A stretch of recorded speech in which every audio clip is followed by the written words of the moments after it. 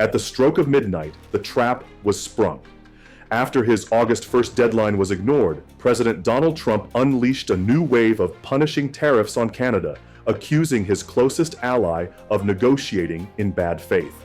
It was a move designed to force a swift surrender, but from Ottawa, the response was not panic, but a masterclass in defiance.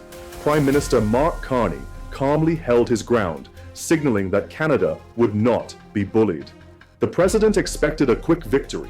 What he got was a strategic stalemate. How did a carefully laid trap for Canada end up backfiring on the White House?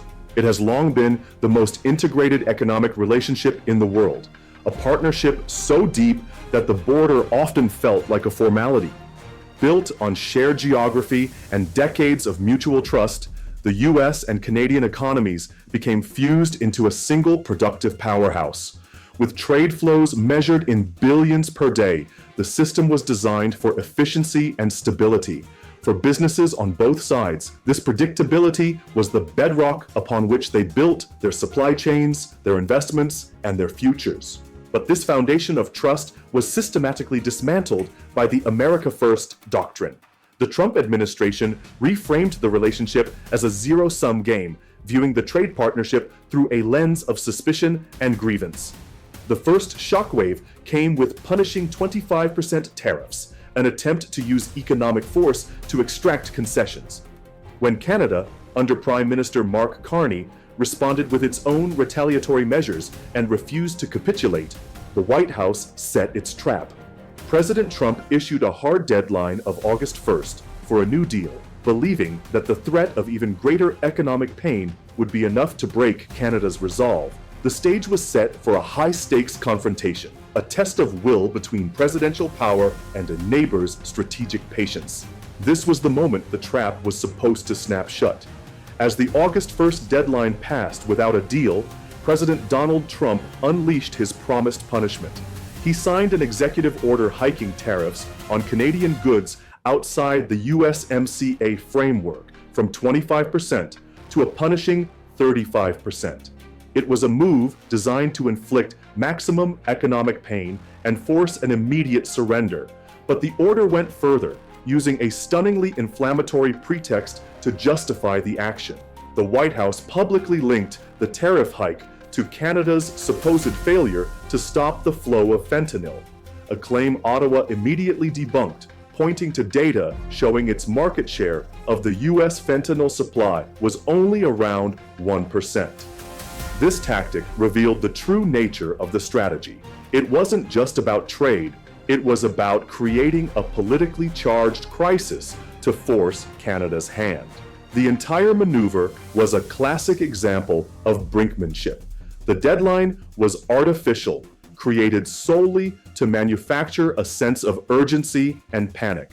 By escalating so dramatically, the White House expected the Canadian government and its business community to buckle under the pressure. The move was also designed to isolate Canada on the world stage. While imposing a 35% rate on Canada and threatening even higher rates on others, the administration granted a temporary reprieve to Mexico on certain goods. This created a fracture in the North American partnership, a clear signal that nations could be rewarded for cooperation or punished for defiance.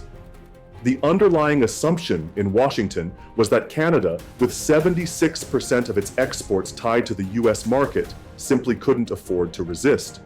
The trap was laid, the pressure was immense, and the White House was confident that a swift Canadian capitulation was inevitable. But President Trump had profoundly miscalculated. He had failed to account for two things: the resilience of the existing trade agreement and the quiet, long-game tactics of his Canadian counterpart. Prime Minister Mark Carney did not panic. He outsmarted the trap. His first move was to seize control of the narrative. He publicly acknowledged that the negotiations were in a tough stage and that a future deal would likely include some tariffs rather than a zero-tariff fantasy. This was a brilliant stroke. It managed public and business expectations, signaling that Canada was negotiating from a position of realism, not desperation. It told the world that Canada would accept a reasonable negotiated outcome, but would not be bullied into a bad deal. Carney's second move was to deploy his legal shield. He knew the president's new tariffs, while damaging, were not a knockout blow precisely because of the USMCA. The agreement acted as a legal fire blanket, protecting the vast majority of compliant goods from the new 35% rate. The White House could rage about deadlines, but it couldn't unilaterally tear up a ratified treaty. Carney's government immediately signaled it would use the treaty's own enforcement mechanism, Chapter 31, to challenge the legality of Trump's actions. This move brilliantly shifted the fight from a political brawl into a lengthy, bureaucratic legal dispute, tying Washington's hands and raising the political cost of its aggression. Finally, Carney solidified his defenses through diplomacy. To counter Trump's divide and conquer tactic, Ottawa immediately dispatched Foreign Minister Anita Anand and Finance Minister Chrystia Freeland to Mexico City. The goal was to lock in a united front, ensuring that the U.S. could not peel Mexico away and leave Canada to negotiate alone. At the same time, Canadian officials calmly and methodically debunked the fentanyl accusation with hard data, stripping the White House's justification of its legitimacy. By refusing to engage in a war of words and instead focusing on law, diplomacy, and facts, Carney had expertly diffused the crisis Trump had tried to create. The trap had backfired. Instead of isolating and crushing Canada, Trump's actions had exposed the limits of his own power. The USMCA, the very deal he had championed, was now being used as a shield against him. His attempt to create a crisis had been met with calm, strategic maneuvering that left the White House with fewer options, not more. Now, the two leaders are set to talk in the coming days, but the balance of power has fundamentally shifted. Trump needs a win, but his leverage has been dramatically weakened. Carney has proven he can withstand the pressure and has a clear legal and diplomatic path forward. The president went for a knockout blow, but it was Canada that was left standing, ready to play the long game. Prime Minister Carney's strategic victory in Ottawa doesn't mean there isn't real pain on the ground. The very uncertainty created by the trade war has become a slow-moving poison for Canadian manufacturers. The S&P Global PMI, a key measure of the sector's health, has been in contraction territory for 6 straight months. New orders and exports are falling as U.S. customers, spooked by the tariff threats, delay or cancel purchases. For a Canadian business making specialized chemicals or consumer goods that don't meet the strict USMCA rules of origin, the 35% tariff isn't a negotiating tactic. It's a bright red stop sign. These are the companies bearing the brunt of the standoff. The economic consequences can be strange and unpredictable. Take chocolate. As Reuters reported, the tariff chaos has actually created a bizarre incentive for some American confectionery production to move to Canada or Mexico. Because the new tariffs can make it cheaper to produce the final product outside the US and import it, the policy designed to protect American industry is, in some cases, actively driving it away. For Canadian workers and businesses caught in the crossfire, this is the harsh reality of the long game. They are enduring a controlled economic slowdown, accepting short-term pain and uncertainty as the necessary price for a national strategy that refuses to surrender to pressure. The trap, however, has also sprung back on the one who set it. The tariffs intended to punish Canada are now directly fueling the very inflation the White House has struggled to tame. S&P Global reported that U.S. businesses are increasingly fearful that the benefits of protectionism are being overwhelmed by the danger of rising costs. For an American company that relies on specialized Canadian steel or chemical inputs that fall outside the USMCA's protection, the 35% tariff is a direct hit to their bottom line.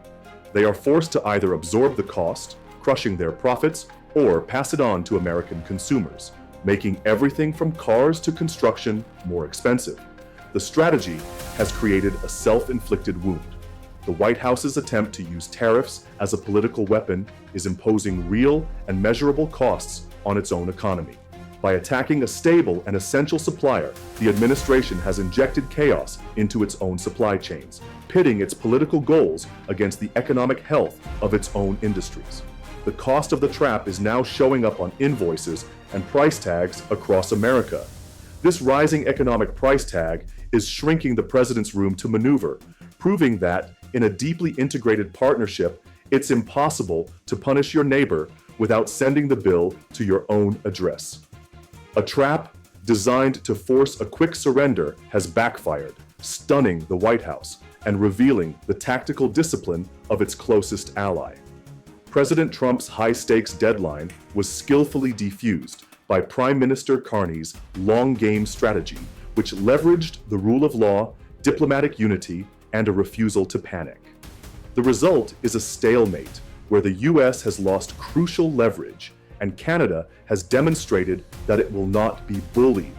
In the race to define the future, will North America win together, or will both nations lose by trying to go it alone? Are you American or Canadian? Share your story and your perspective in the comments below.